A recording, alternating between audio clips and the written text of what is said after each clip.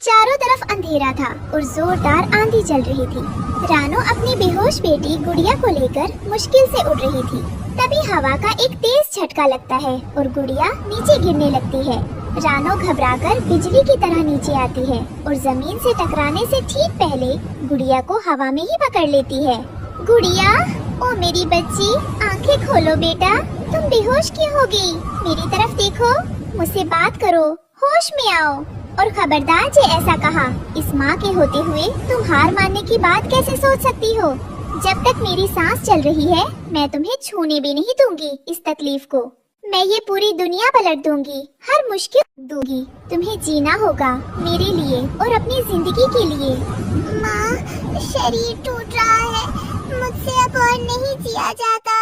खबरदार जो ऐसा कहा, जब तक मेरी सांस चल रही है मैं तुम्हें कुछ नहीं होने दूंगी। मैं दुनिया पलट दूंगी पर तुम्हें बचा कर रहूंगी। जंगल में भीषण सूखा पड़ा था। रानो चिड़िया का घोंसला एक सूखे पेड़ पर था। उसकी नन्ही बेटी गुड़िया भूख और बीमारी से बेहाल लेटी हुई थी।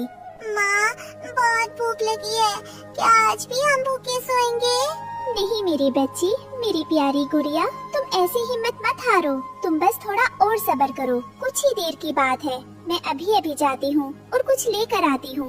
मैं तुम्हें भूखा नहीं रहने दूंगी, चाहे इसके लिए मुझे कितनी भी दूर क्यों न उड़ना पड़े।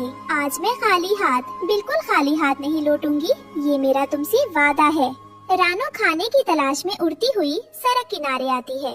वहाँ कुछ इंसानों की गाड़ी रुकी थी। तभी एक इंसान की जेब से एक चमकीला सोने का सिक्का गिरता है और घास में छुप जाता है। अरे, मेरा सिक्का! इससे तो मैं हजारों बोरी अनाज खरीद सकता था। रानो ये सुन लेती है और सोचती है, सिर्फ एक छोटे से चमकीले पत्थर से हजारों बोरी अनाज, ये कैसे हो सकता है? मुझे विश्वास नहीं हो रहा। कुछ देर ढूंढने के बाद वो लोग वहाँ से चले जाते हैं। रानो उस सिक्के के पास जाती है। ये वही चमकने वाला पत्थर है जिसके लिए इंसान पागल रहते हैं। मैंने सुना था इससे ढेर सारा अनाज मिल सकता है। हाँ, ये वही चमकने वाला पत्थर है जिसे मैंने दूर से देखा था, जिसके लिए इंसान पागल रहते हैं और अपनी जान जोखिम में डालते हैं। मैंने सुना था कि इसकी कीमत बहुत ज्यादा होती है और इससे ढेर सारा अनाज मिल सकता है अगर मैं इसे उगा लूं। हाँ, अगर मैं इसे बीज समझकर बो दूं और ये बड़ा हो जाए तो मेरी गुड़िया कभी भूखी नहीं रहेगी। मुझे अब और भटकना नहीं पड़ेगा। यही मेरी आखिरी उम्मीद है। रानो उस भारी सिक्के को बड़ी मुश्किल से चोंच में दबाकर नदी किनारे लाती है। वो उसे पानी में धोती है। सिक्का धूप में चमक रहा है, बिल्कुल रानो की उम्मीद की तरह। तुम मेरी आखिरी उम्मीद हो, तुम्हें बड़ा होना होगा मेरे लिए।